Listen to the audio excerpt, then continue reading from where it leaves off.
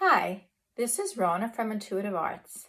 Welcome to Spring Awakening, 108-day adventure. We are now on day 11, and we're going to be doing part 3 of To Be or Not to Be.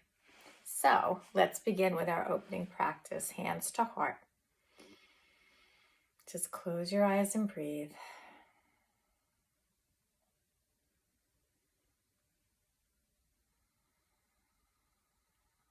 Inhaling fully into your lungs, knowing that your lungs are three-dimensional.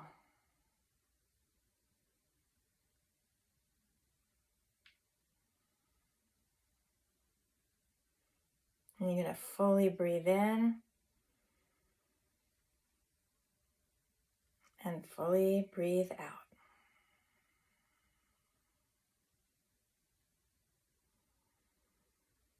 The more you empty out, the more you can take in. Do one more deep breath.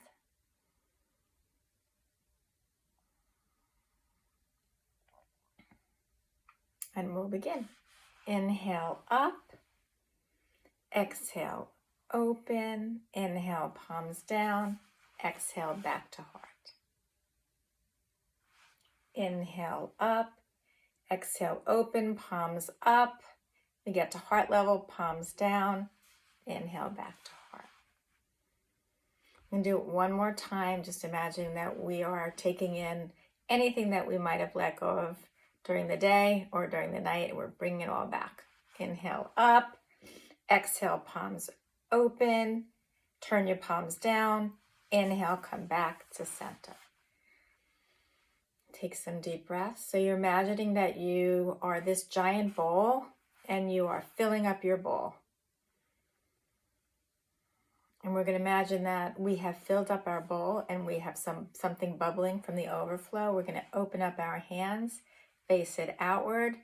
You can imagine a person, a place, a thing that you would like to share excess energy with. And just imagine that you are sending the excess out of your hands to that place.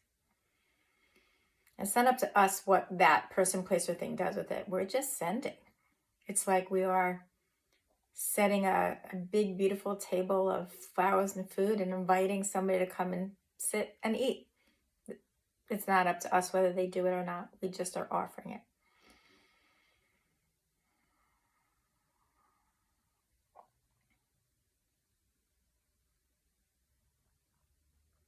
Good job. Coming back to center. Okay, so we are going to recap. Day 1, or part 1, we just noticed sensations, we labeled them, and we let them go. Day 2, we identified feelings that we were feeling, and then just let it go. So day 3, or part 3, we're now going to bring our mind into it. So we're layering so that we can actually unlayer. So now let's just take it step by step. We have a sensation in our chest. It feels, let's say, pressure, like there's something on our chest. And we label that pressure as, let's say, anxiety. And then we typically go, oh, I'm anxious because, and we develop now a reason why we're having the feeling. That is why we're having the sensation. So we now put a story on it. And the story can be really long or the story can be really short. But in actuality, the sensation is just a sensation. It doesn't have its own story. We create the story for it. And then sometimes we get locked into the story. So let's just say we have a sensation. I feel pressure in my chest. Oh, I must be anxious. Oh, I'm anxious because I have to go to work today. And when I go to work today, this, and this is going to happen. Well, maybe it is and maybe it isn't, but we've already created a scenario where we're almost setting ourselves up to just continue that sensation, that emotion, and that thought. We actually don't even know that it's happening. We're actually labeling it based on past experiences and not present or future experiences. So when I title this To Be or Not to Be, it's really about being authentic in the moment. When you start to tell a story about why you're feeling, you're no longer present in the moment. You're no longer being, you're thinking. So being present in the moment is just feeling it or sensing it and just then letting it go, because then you're present to the sensation. Once you get in your brain, you're not present anymore. You're already somewhere else. You're in the future, you're in the past. So it looks something like this. Oh, I'm feeling this sensation in my chest. It feels like pressure. Okay, I'm gonna let it go. And I'm gonna imagine that I'm releasing it to the clouds. I'm gonna take it one step back. I'm feeling this sensation in my chest, and I'm just gonna let it go. I'm not even gonna label it, just gonna let it go. Oh, I feel this tingling in my knee. Okay, I'm gonna let it go. Just kind of imagine it's going on the wind, going in a cloud, going on the waves. And then you'll notice that you're always gonna have a sensation in your body. It's always happening. Maybe sometimes we're not aware that it's happening, but it's always happening. So if I close my eyes and check in, I can say, oh, I'm feeling a sound in my right ear. Okay. Oh, now I'm feeling my left fingers are cold. They're feeling cold, or I'm having a sensation. I actually label the sensation. So see, even I flip into it. Oh, I have this grumbling in my belly.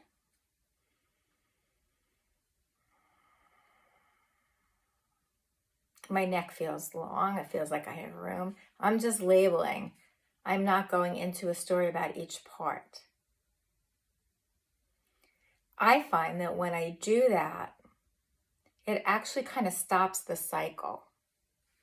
Because if I get a sensation, like I woke up Saturday night in the middle of the night with a ringing in my ear, and I went, oh, I have tinnitus. It's worse. I don't usually pay attention to it. Oh my God, now I have to go to the doctor, and what if, and what if? And I was like, I almost had a panic attack over a louder ringing in my ear. So I had to really calm myself down. And then I woke up in the morning and I developed a plan of action, but it wasn't based on panic. It was based on, I have a sensation. I might want to check out that sensation. And this is what I'm going to do, rather than just a fear response. So we're going to just practice it just one more time. I'm going to ask you to breathe.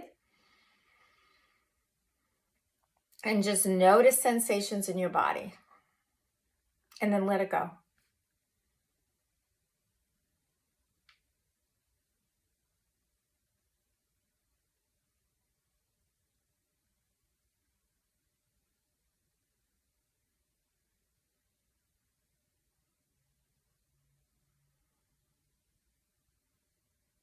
I feel this lightness going on. So I know somewhere, somehow, people are going to be doing that.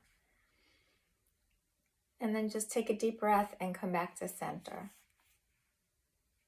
If you practice that, and it definitely takes awareness and a little bit of discipline to practice that. If you practice that, you might notice things might shift. And I'm not going to tell you how, because it might be different for you. But it's worth a practice. We always talk about being present in the moment. We want to be more present. Well, it really is having awareness about what's going on, and sometimes not having anything to do with it other than to let it go.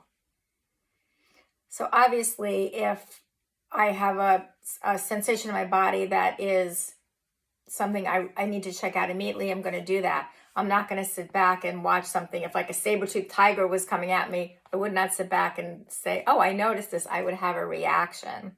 There's a time and place for all. I'm just suggesting that maybe there's more of a time and place to just let it go and let it move out and notice what happens. So this is up to you. I will never know if you do this or not, but it's just a suggestion. So try it and see over time. Try it for a week. Do it 5 minutes a day for a week. Just try it and see over time if something changes. If you do it once and that's it, might not feel a big change. But you know what? You don't have much to lose to try it. So I hope that this was helpful. I hope the 3 days got tied in. We're going to come back to the topic of being present and letting go again over the period of time, and we're going to approach it from different perspectives, but this was just one. Okay, so thank you for coming. Namaste. And I look forward to what tomorrow brings. Bye.